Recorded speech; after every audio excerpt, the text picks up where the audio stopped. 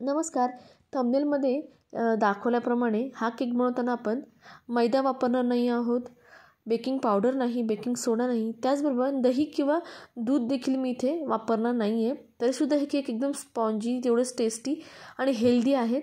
त्यासाठी 1 कप बारीक रवा आहे माझा, मोठा किंवा बारीक जो असेल तो वापरा. तो मिक्सरला आपल्याला फिरवून घ्यायचा आहे. त्याच्यामध्ये एक 10 रुपयाचं डेअरी व्हाईटनर मी मिक्स करणार आहे. 3/4 कप आपल्याला साखर लागेल.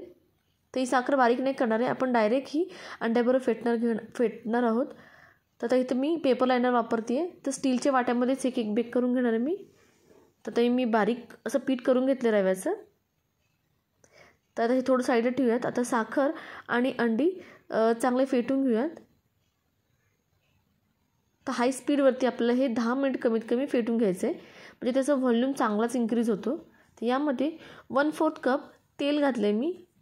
ज्या तेलाला कुठलं फ्लेवर नसतो असं तेल वापरायचं आहे.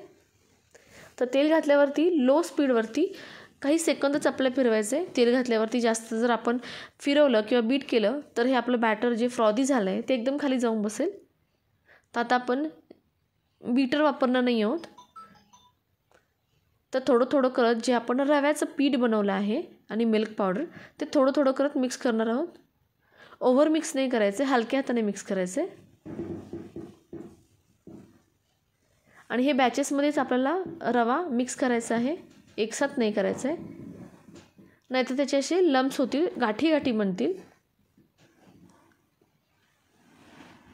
त्याचबरोबर मी साईडला वाट्यामध्ये ते पेपर लायनर आहे ते सुद्धा मी सेट करून ठेवले. त्यानं थोडंसं त्याला ग्रीस देखील करून ठेवलं आहे. आता मी इथे थोडासा इसेन्स घातला आहे. तुमच्या आवडीचं कोणताही इसेन्स तुम्ही घालू शकता. जर व्हनिला कपकेक बनवणार असेल तर व्हनिला इसेन्स, स्ट्रॉबेरी बनवणार असेल तर स्ट्रॉबेरी, किंवा जो आवडेल तो बटरस्कॉच वगैरे जो असेल अवेलेबल तो वापरा. तर उरलेला रवा आहे तोही मी इथे मिक्स करून घेते आणि तोही हलक्या हाताने मिक्स करून घ्यायचा आहे.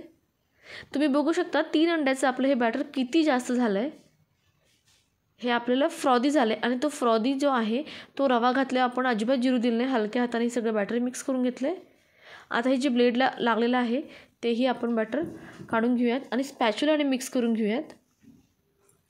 ते एक समान असं बॅटर करून घेऊयात आपण.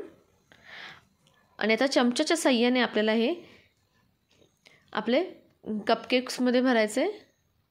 जे आपण लायनर लावून ठेवलेत वाटीमध्ये ते तर एकदम अर्धच भरायचे, फुल नाही भरायचं किंवा 3/4 नाही, हाफच भरायचे आपल्याला. तर मी 2-2 चमचे प्रत्येक या लायनरमध्ये टाकत आहे. तसे 12 माझे केक झालेत. तर आता हे बेक करून घ्यायचे. तर इथे OTGला मी 10 मिनिट 200 डिग्री सेल्सिअसवरती दोन्ही रॉड ऑन करून प्रीहीट करून घेतलं आहे. त्यानंतर हे कपकेक्स आतमध्ये ठेवलेत आणि 180 डिग्री सेल्सिअसवरती फक्त खालचे रॉड ऑन करून मी 20 मिनिटाला बेक करून घेतले. 20 मिनिटानंतर एक 3-4 मिनिट मी वरचे रॉड ऑन करून थोडासा कलर येऊ दिला आहे. त्यामुळे वरच्या साईडने थोडासा वेगळा कलर आला आहे, थोडा डार्क ब्राऊन कलर आला आहे, तुम्ही बघू शकता. तर आता हे रेडी आहेत, एकदम भारी झालेत, मस्त चवीला तर खूप छान लागतात आणि हेल्दी तर आहेच, रव्याचे आहेत पण चवीला खूपच छान लागतात. नक्की ट्राय करा. व्हिडिओ आवडला असेल लाईक करा, शेअर करा, चॅनलला सबस्क्राईब करा. थँक्यू.